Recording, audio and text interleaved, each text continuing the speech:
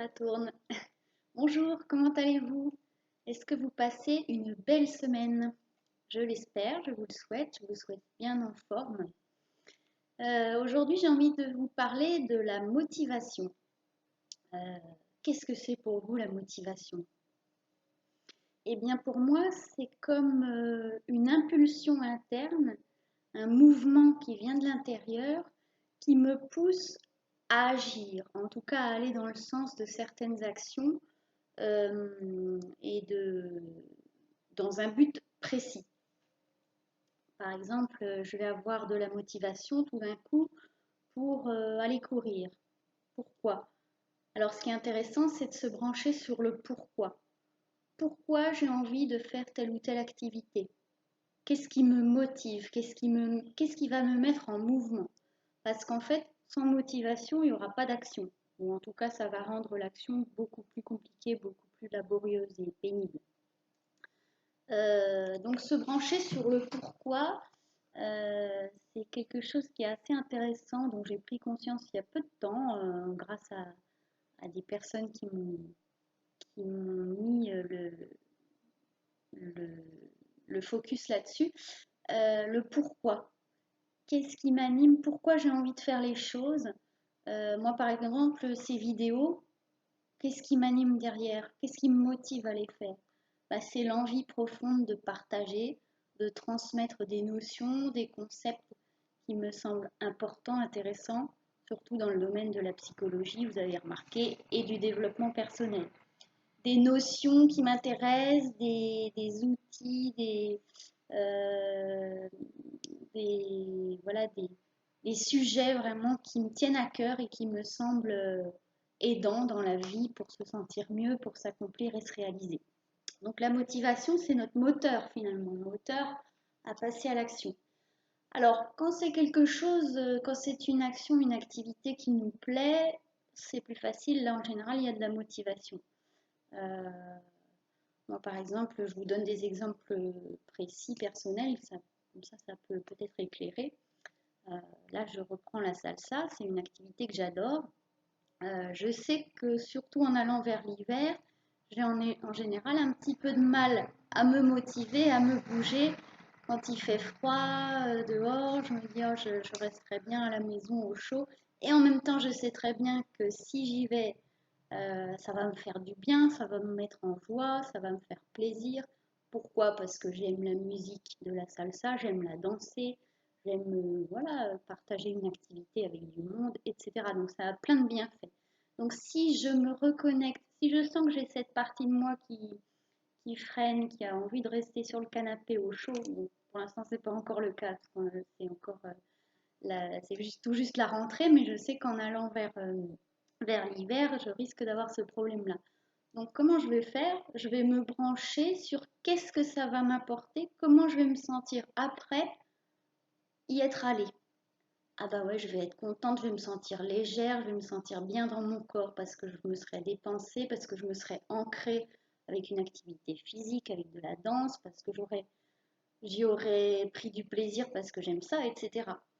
Voilà, donc quand c'est une activité comme ça, on peut encore assez facilement aller trouver des moyens de se motiver. Par contre, quand c'est une activité un petit peu plus pénible, pas très réjouissante, comme tout ce qui est administratif par exemple, bon, bah, je sais que j'ai telle et telle démarche à faire. Qu'est-ce qui peut me motiver? Bon, bah, c'est pas tellement le plaisir dans la réalisation. Par contre, je sais que c'est important que je le fasse et que si je ne le fais pas, qu'est-ce qui va se passer si je ne le fais pas? Bah, je vais avoir peut-être des amendes ou des problèmes, me retrouver en difficulté. Si je repousse, voilà, qu'est-ce que ça va faire? Des pénalités ou autres. Et comment je vais me sentir si je décide de le faire à un moment précis où j'ai du temps? Je dis, tiens, à tel moment, hop, je programme cette activité qui ne m'enchante pas, mais je la programme, je la fais, on n'en parle plus. Qu'est-ce qui peut me motiver réellement à m'y mettre? Et ben, ça peut être justement de se projeter sur l'après et comment je vais me sentir physiquement, psychiquement, quand j'aurai mené à terme cette action que je dois faire.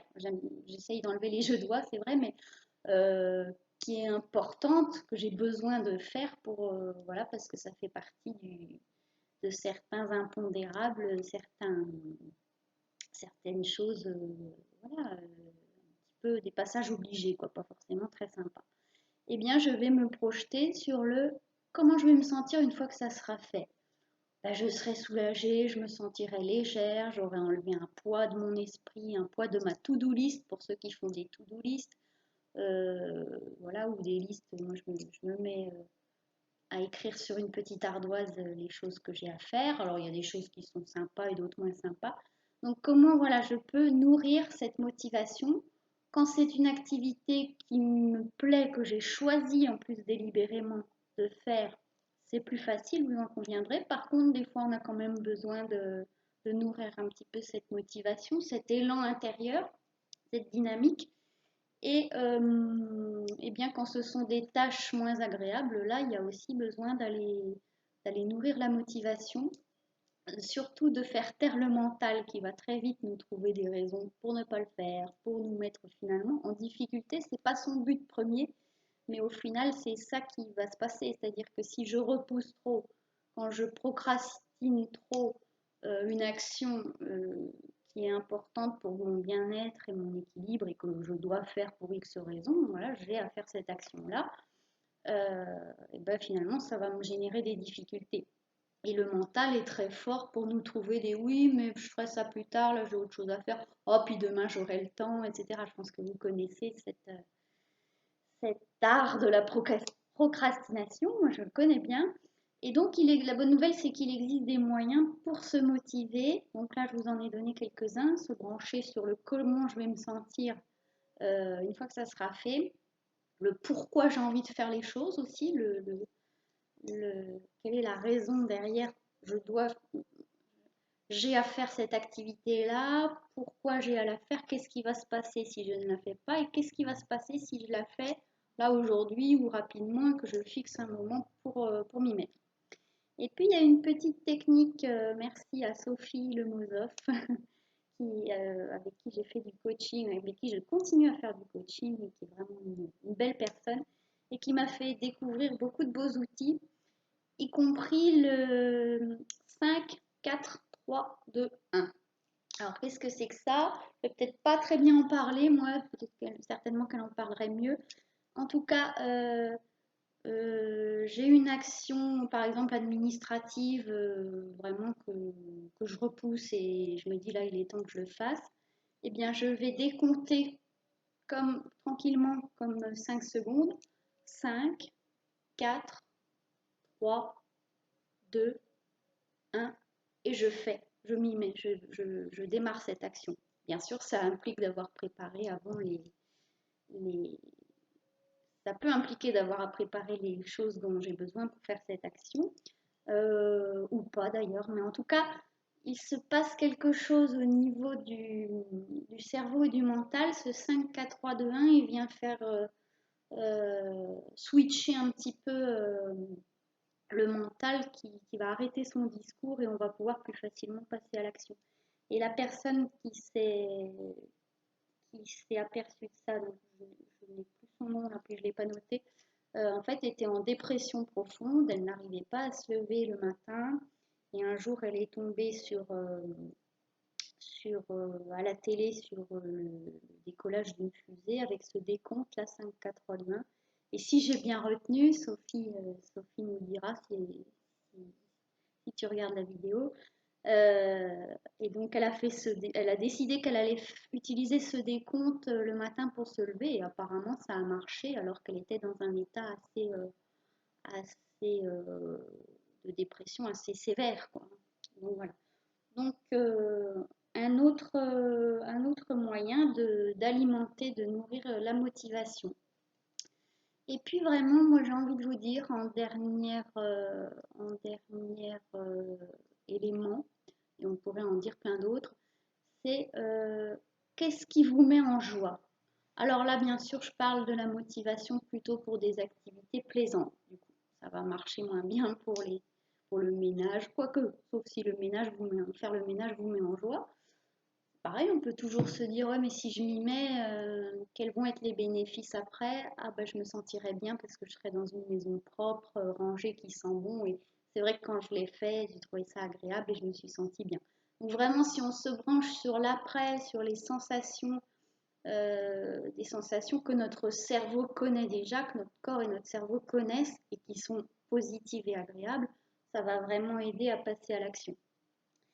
Et puis, je disais donc, oui, qu'est-ce qui me met en joie? Et là, vraiment, pour nourrir la motivation pour des activités qui sont bonnes pour vous, qui vous font du bien, qui vous font plaisir, voilà, qu'est-ce qui me met en joie? Donc, vous allez automatiquement chercher dans votre histoire. Là, je suis en joie quand je vais marcher dans la nature, quand je peins, quand j'écoute de la musique qui me plaît, quand je danse la salsa, quand je mange quand je me fais un bon gâteau et que je le partage avec des gens que j'aime. Voilà, vous pouvez trouver comme ça toute une liste. Et je vous invite d'ailleurs, quand vous aurez le temps et l'envie, la motivation, de faire une liste de j'aime. Qu'est-ce que vous aimez dans la vie? Alors ça peut commencer par des petites choses toutes simples, bateau. Et puis petit à petit, vous allez voir que ça va s'alimenter, s'alimenter et vous finirez avec une belle liste de j'aime. Et vous allez sentir, vous pourrez sentir dans votre corps quelle énergie, quelle dynamique ça apporte. Voilà, c'est tout pour aujourd'hui. Pas de sophro minute. Je vais essayer de faire des vidéos un peu plus courtes. Bon, des fois il y aura de la sophro, des fois pas. Voilà, j'essaye différents formats selon l'inspiration du moment. Eh bien, écoutez, dites-moi ce que vous pensez de ce thème de la motivation. Qu'est-ce que ça vous évoque? Est-ce qu'il y a des activités pour lesquelles vous arrivez très facilement à vous motiver et d'autres où au contraire vous sentez que c'est laborieux, c'est compliqué?